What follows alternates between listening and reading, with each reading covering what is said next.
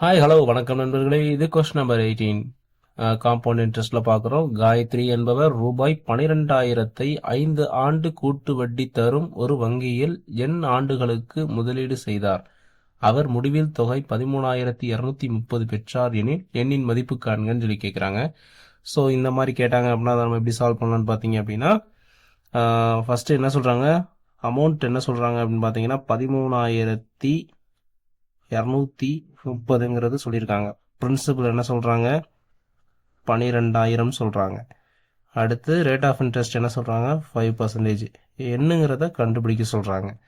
So என்னங்கிறது எப்படி கண்டுபிடிக்கலாம்னு பார்த்தீங்க அப்படின்னா அமௌண்ட் வந்து என்னது 13,230.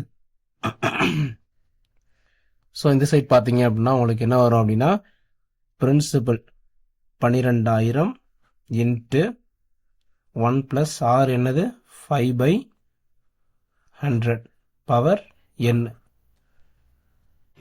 இதை அடிச்சு கொடுக்கலாம். அடிச்சு கொடுத்தோம்னா இது 5 டேபிள் 20 டைம்ஸ், இது 1 டைம்.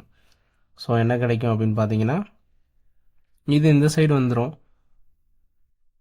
13,230 divided by 12,000.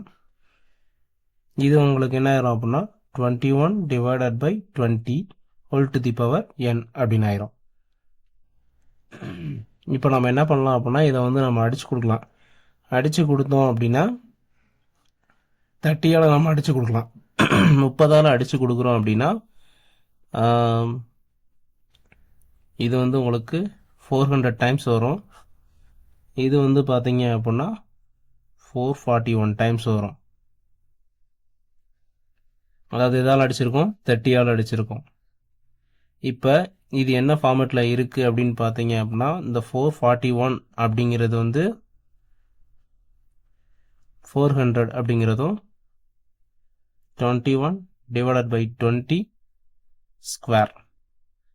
21 ஸ்கொயருங்கிறது தான் 441, 20 ஸ்கொயர் தான் 400. ஸோ இந்த ஃபார்மேட்டில் தான் நமக்கு கிடச்சிருக்கு. அப்போ என்னோட வேல்யூ என்ன அப்படின்னு பார்த்தீங்க அப்படின்னா 2. அப்போ 2ங்கிறது தான் ஆன்சர். ஆப்ஷன் ஏல இருக்கு. தேங்க்யூ.